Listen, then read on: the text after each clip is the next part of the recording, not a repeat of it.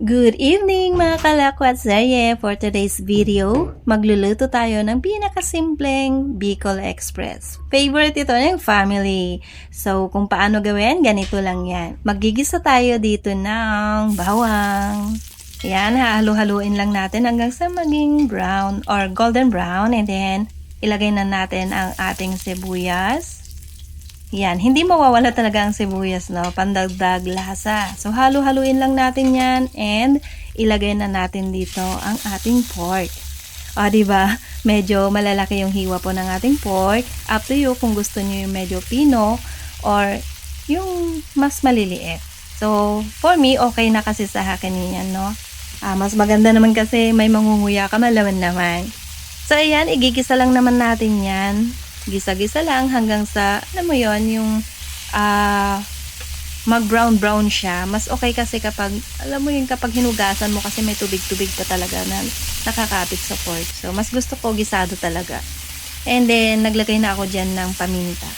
Hahalu-haluin lang natin yan. And after that, maglalagay na tayo dito ng pampaalat. Of course, ang ating alamang. And as you can see, hindi siya color pink. Gusto ko kasi yung ganyan lang na kulay. Diba? Wala siyang food coloring. Gusto ko plain lang talaga. Igigisa natin yan dyan. Ibabrown natin ng konti. And then, ihahalo na natin sa ating pork. Ayan. So, dapat i-mix nyo yan mabuti.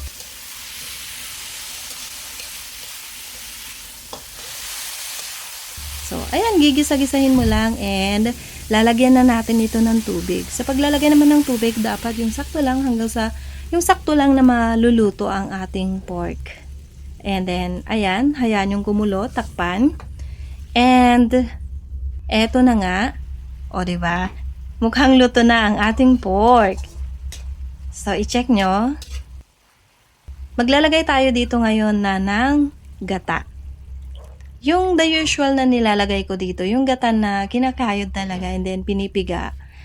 For now, trinay ko itong coconut cream and can and ang amoy naman is okay. Feeling ko masarap din. So naglagay na ako dito ng luya. Hinuli ko talaga yung luya para naman, 'di ba, yung kulay yellow.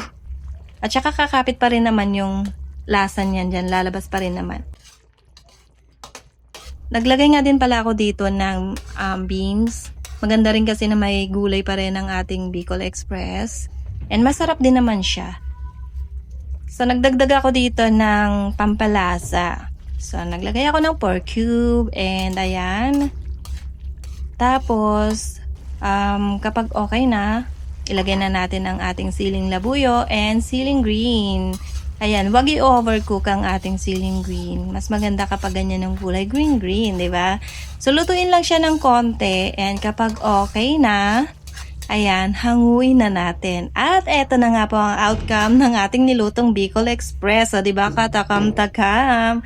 So, yun lamang po sa mga hindi pa po nakasubscribe dito sa ating channel, Lakwat Serye Vlogs. Please don't forget to subscribe.